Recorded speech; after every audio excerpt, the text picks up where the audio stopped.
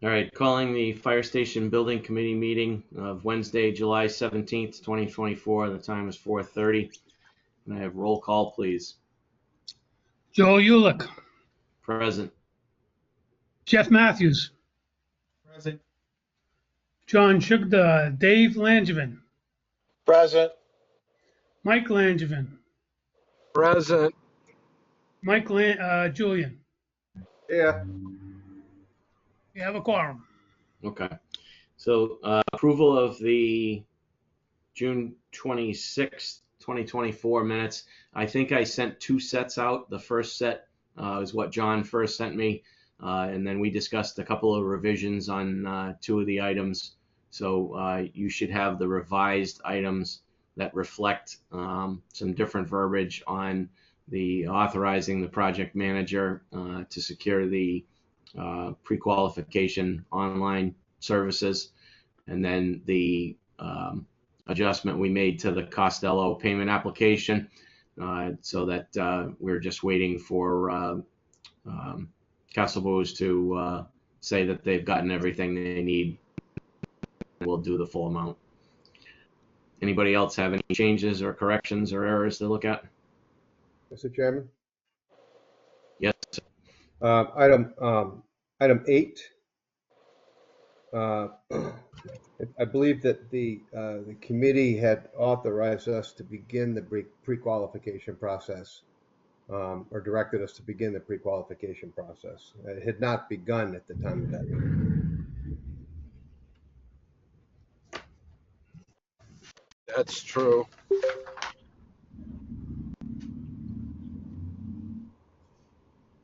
In the end, it says pre-qualification has begun. You want me to change that? Okay. Yeah, Yeah. pre-qualification is authorized to begin. Okay.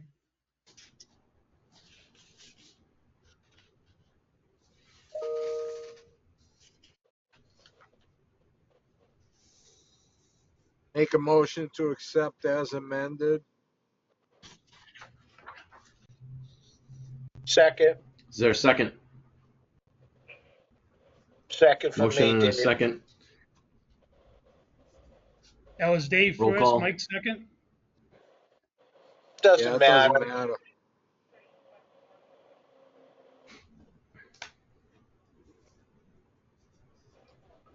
All right, roll call, please. Joe Ulick. Joe Ulick, Yes. Jeff Matthews, Yes. Yes. John Shugda, yes. Dave Langevin, Yes. Mike Langevin, Yes. and Mike Julian. Yes.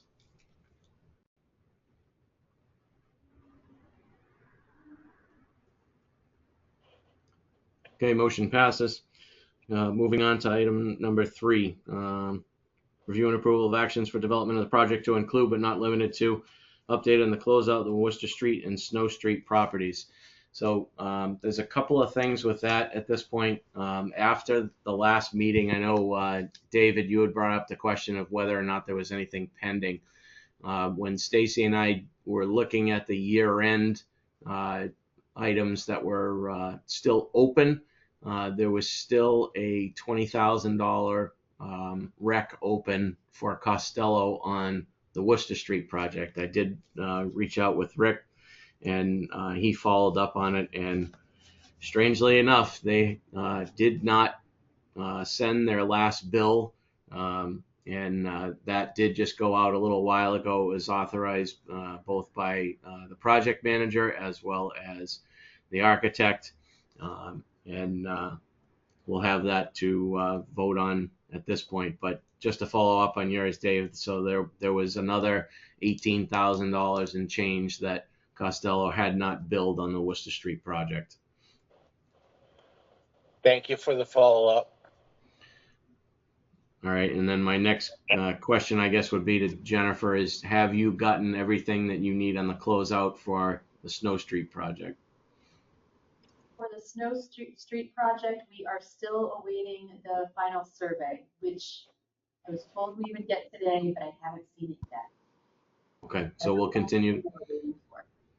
All All right, so we'll continue to hold that. We have not authorized that, obviously, awaiting your approval. So, is there anything else on either of those projects that need to be discussed? Okay, seeing none. Rick, is there anything we need to adjust on the budget update? No changes. Okay, assume same thing, nothing to update on the soil classification. Well, I do want to, now that I talked with Ty and Bond today, Jennifer, I'd like to maybe just have a quick little recap between them and you, so that we're prepared when we do go out to bid. But there's nothing to update with the committee just yet. But I did talk to Ty and Bond about the opportunity. Mr. Chairman, I think you had mentioned that there may be a resident in town who would be interested in taking some soils, Correct. receiving some soils. So I did talk to Ty and Bond about that. And he had indicated that if it was the natural soils that were the soils at the residence area, that would be fine. But if it was the surplus fill material, it would have to follow DEP regulations for whomever were to take it, whether it be a resident or a business. And that being that it has to be, when they receive the soils have to be received at a facility with like type soils that are being generated from the site. So I did tell him that there may be an interest in town from a resident or a commercial property. So we're going to sort of put together a little package, and perhaps we can speak with this person, Mr. Chairman. It may be that I had mentioned last meeting that an RFP may have to be distributed to all of the residents. I don't know if that this would be more of a procurement question for the town manager, but I'm not sure that soil can be offered to a resident without offering it to, if they're not going to pay for it. That's if they're going to pay the town for it, then I think it would have to go out in an RFP to all the residents. Even if they're just receiving it, I'm not sure. It's a really sticky situation with the state. I know this Okay. is a convoluted answer to your question, but All right, so that we'll have that meeting with them. Yeah, we're going to set up a meeting with Ty and Bond and Jennifer. We'll close the loop on everything that we can deal with on site, and then perhaps we could have a conversation with this interested resident or business. Okay. Yeah, I can arrange that if need be. Okay. All right, moving on to USDA Rural Development Funding application. Rick, I don't know whether you saw the email, but Ann Correa was looking to meet tomorrow. I think she has something scheduled at 10. I will be on that meeting anyway. Where we stand with that, you had submitted the budget.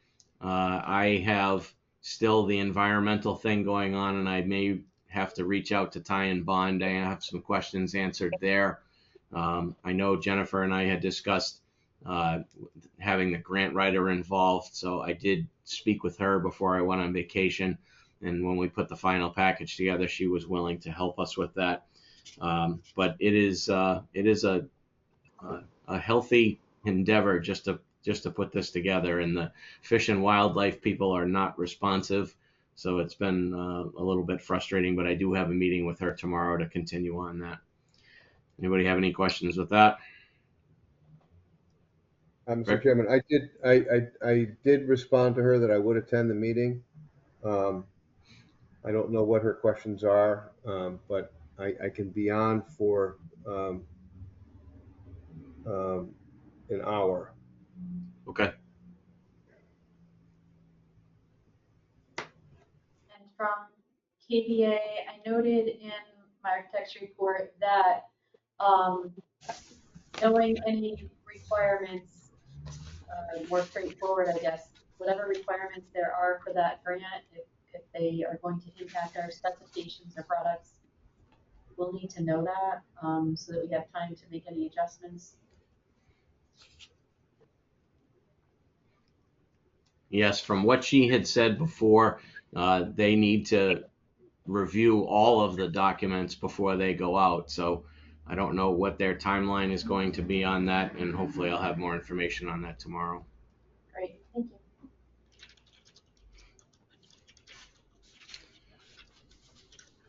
you.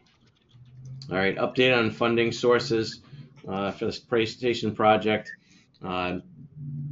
The original $50,000 based on two $25,000 grants from the state, one from the Senate, one from the House.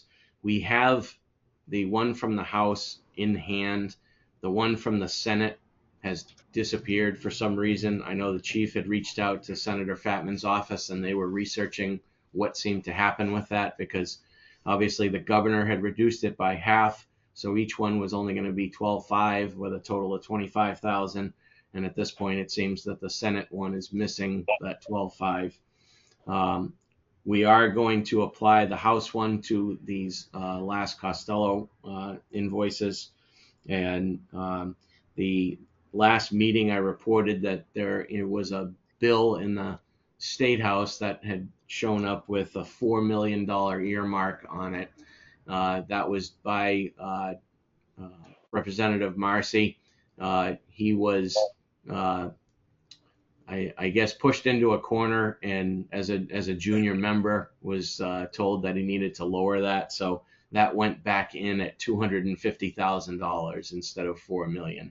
So there is still a marker. There is still a marker on there for $250,000. It's just nowhere near what he was originally putting it in for. All right. I didn't have a lineup, but is there anything else in the architect's report that you want to go over, Jennifer? I guess I should go over it quickly just to make sure I don't know that anyone had an opportunity to read it. Just one item to note, Massachusetts will be turning over code, the code that will be enforced. They'll be moving to the 10th edition. We're waiting to hear about that. We designed to the 9th edition, and if a building permit is pulled before the end of the year, everything remains as is. If not pulled before the end of the year, there may need to be some updates to meet the 10th edition. Unfortunately, I don't have a breakdown to tell you what those things might be or how they might impact the project. We have to do a little analysis of that. We're hopeful that we can get a building permit before the end of the year so we can keep as is. Somewhat on that note, the third-party code review, I know that was planned, well, somewhat planned. It was discussed to happen. I think you may have been working with some third party. So I was curious to know where that is. Ideally, I think it would be helpful. I think there would be benefit for that review to happen before it goes to bid again, in case there's something they see or are recommending that can be dealt with before the documents hit the street and could be incorporated then into contractor pricing. It had happened the first time we went to bid. That third-party review that I'm aware of didn't occur before bidding, but if it could occur, something to consider. Yes, we can arrange that. We were working in conjunction with an engineer in the Auburn Fire Department. Okay. This was just an update. EPA has said that refrigerant is going to be phased out, and that will impact our project because certain equipment they won't be able to get anymore because of this refrigerant change. So there is a minor, minor impact in that we had to pick new equipment. So we will be specifying different equipment. However, the good news is the manufacturer the same, the footprint's the same. There's very little weight change, very little electrical change. So I'm waiting for final word from our consultant, but we don't think that there's going to be a monetary or design impact. But if you hadn't heard, refrigerant is changing and our documents need to reflect new equipment. So far we feel that that will be not an issue. The electrical pre-purchase, I did go back to our consultants to discuss that and whether they thought it would be beneficial or necessary to pre-purchase. And they're still being told that the switchboard can be 50 weeks out. So they think it's something that should be considered. I don't know, depending on when we bid, which could be, I don't know, that could be September, October. We'd get a head start if we put the electrical pre-purchase out relatively soon. You know, we could get a head start and be at least a few months ahead of things as far as that process, like we went through before. The pre-purchase, if that moves forward, the process with that entity, the electrical supplier, it'd be easier to deal with, or quicker to deal with, I guess, because they have limited scope, just the switch gear and the generator. They'd have limited scope. They could get us submittals and product information sooner than if we wait until we go to bid. By the time all that gears up and we get submittals and product information and review it, that takes longer. So that should be on the table, but I don't know. It seems like there's a lot of potential moving parts right now, especially with funding. So I don't know. Yes, and I do have one question backing up to the EPA thing. At the last line, it says the electrical requirements could impact the electrical design. Are we talking about the switchgear and stuff, that much of an impact, or? I don't know what the impact would be. I'm told so far from GDD, they looked at the equipment that needed to change. And they said, geez, this equipment that needs to change, the mechanical equipment that needs to change because of the refrigerant. They said, really the electrical changes to that equipment seem pretty minor, that we think that the electrical design is going to be able to take that on without a change. But they needed to do those calculations and get back to me. I can't tell you for certain whether it would impact the switchgear, but I think that I could probably get that answer very soon to see if there would be an impact. We don't think there's going to be an impact at all, but I think it's kind of unlikely that it would impact it, but we'll confirm that. Yeah. Okay. I think I'm hesitant to jump in with the early bid on the electrical right now until we have that information, and then hopefully the USDA doesn't have any impact on it as well when they review that, when their people review the stuff. So Okay. We'll go from that way. I will get confirmation, of course.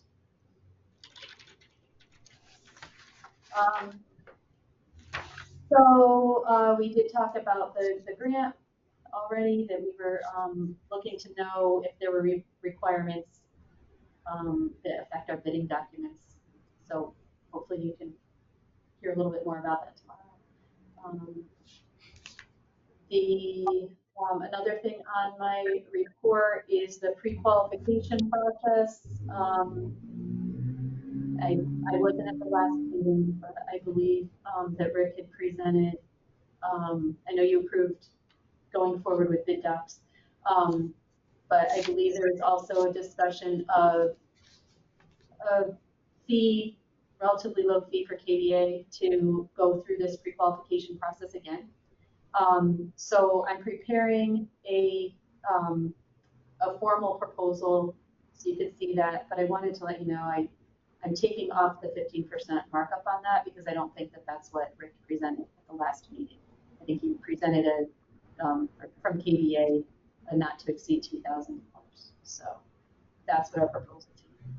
That's what I'm looking at for our proposal to you. Okay. And then we talked about Snow Street already, so that's it. All right. Anybody have any questions? I guess my first to Mike would be, Mike, what is your feeling the impact on the 9th versus 10th edition?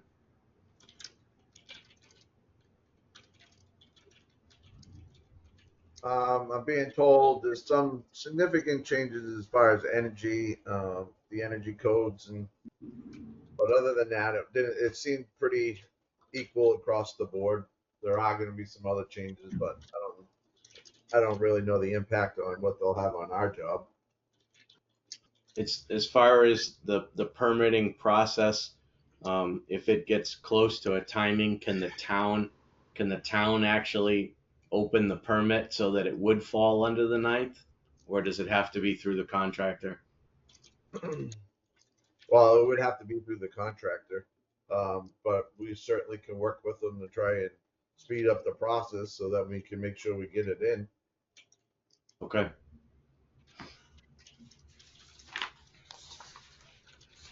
All right, that was my question. Anybody else have any questions on the architect's report?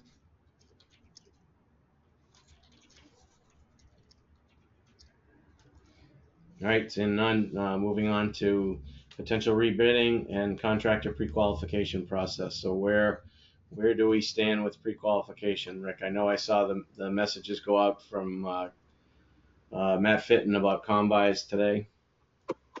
Yeah, the documents are on the street as of today. They're electronically accessed through biddocs.com. The responses are due by September 11th, and I have,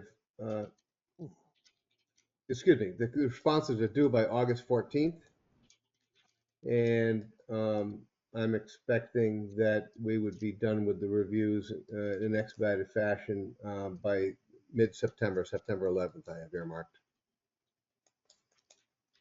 We needed to provide some bidding information in the documents, so I indicated, and they never hold you to this, but I had indicated that we would be bidding it in early October, and a notice to proceed or a notice to award could be issued as soon as the first week in December. Okay.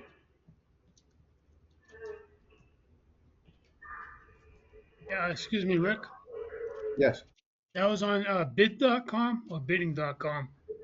Biddocs.com, www.biddocs.com, BIDDOCS. Okay, thank you.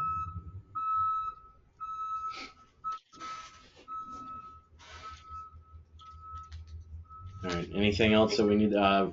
Mike. So with the shortfalls of potential monies that we were counting on, will we still be able to go and award a bid if once we go through the whole process, or are we going to be falling short money wise to award the bid once we go through it? The impacts that I discussed today, we have the access to the $1 million in free cash that was authorized if we needed it, and then like we said, we have at this point it's roughly $23 million to work with. The $4 million that I had talked about, that was just something in the last fire chiefs meeting. The legislative agent had let us know that there was something put in there, and then we spoke with Rep. Marcy and got the background on that. So obviously, if that stays in there, we learned the last time that when they put stuff in there, it gets knocked down, and so that $4 million would have been on top of the 23 that we were already talking about, which would have been very helpful, but we'll make do. And the 23 that we have is enough to move forward without counting on any other monies coming in. Based on what we saw for evidence from the last bid, and then the changes in the soil information, that we hope that, I think, the project manager had stated that they should be able to sharpen their pencils as far as the earth moving things as well. So that's the Plus intent. the buildings came down too. All right, thank you. But the demolition money still comes out of the same bucket though, right? Correct.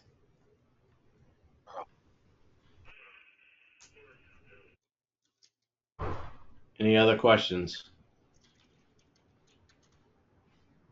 Okay. Moving on to new invoices. We did just get the invoice on the Costello payment application.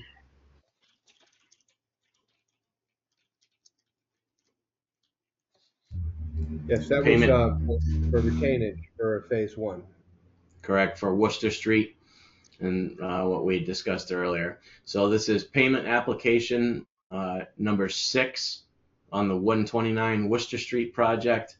This is dated June 28th of 24, and the amount is $18,955, and that has been signed off by both the project manager and the architect. Is there a motion?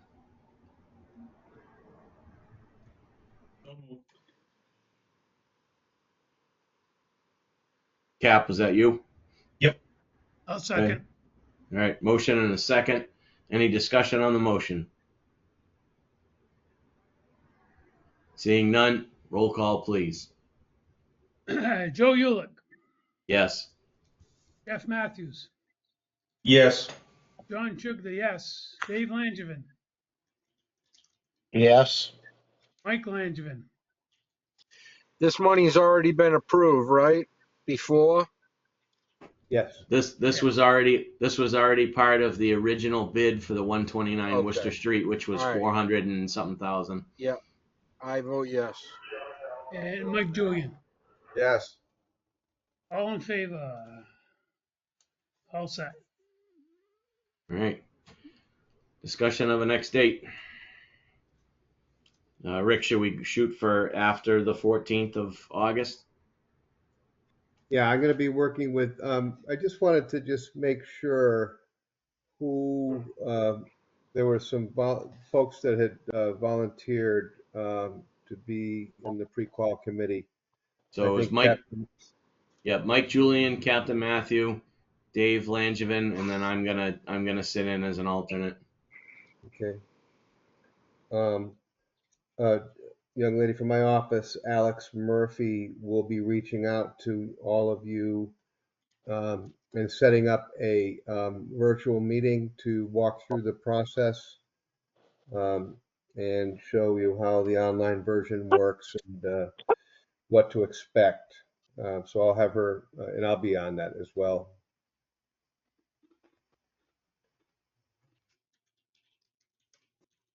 And that was going to be David Langevin, right? Yep. Okay.